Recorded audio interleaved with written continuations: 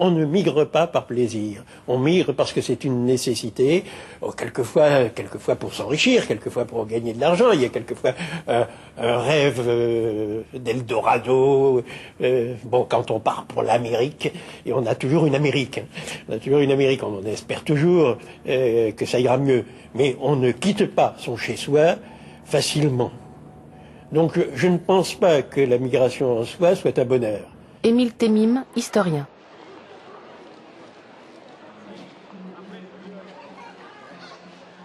La population mondiale n'a jamais connu des disparités aussi fortes. Pour la durée de vie, la différence va de 40 à 80 ans selon les pays.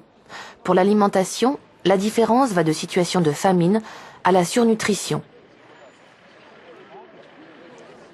Ces disparités renforcent les mouvements de migration qui de tout temps ont existé. Gilles Pison, démographe au Muséum d'histoire naturelle. Nous sommes tous des immigrés.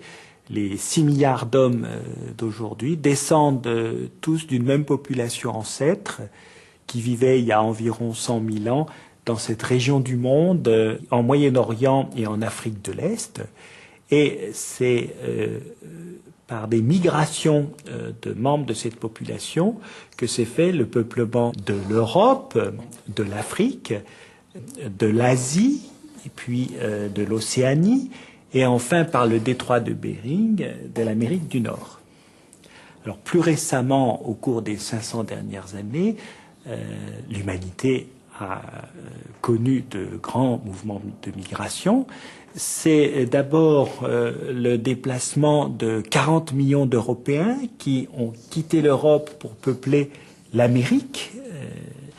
C'est aussi une partie des Européens qui sont allés peupler l'Australie, l'Océanie.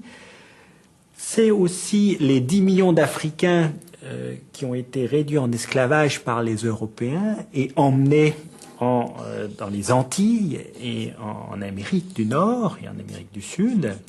C'est aussi 10 millions d'Africains réduits en esclavage par les Arabes et qui ont été emmenés en Afrique de l'Est et du Nord. Alors les migrations, elles se poursuivent aujourd'hui avec différents mouvements. Il y a d'abord des mouvements du sud vers le nord.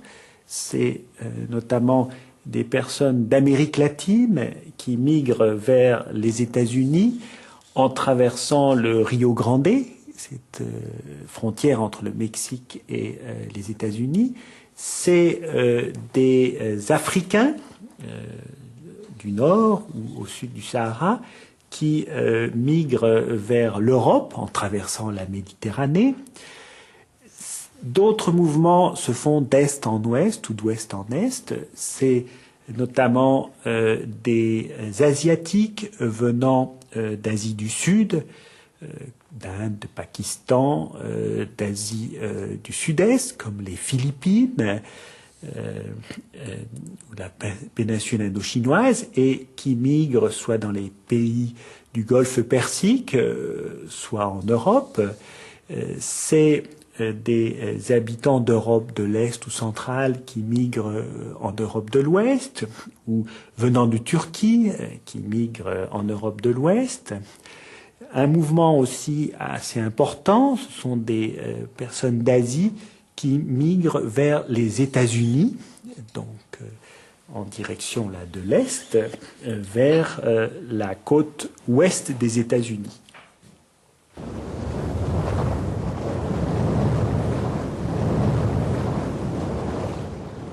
Entre le XVIIIe et le XIXe siècle, ce sont près de 40 millions d'Européens, poussés par la pauvreté, qui ont émigré vers les Amériques. De nos jours, le principal pays d'immigration reste les États-Unis, qui reçoivent 800 000 personnes en plus par an.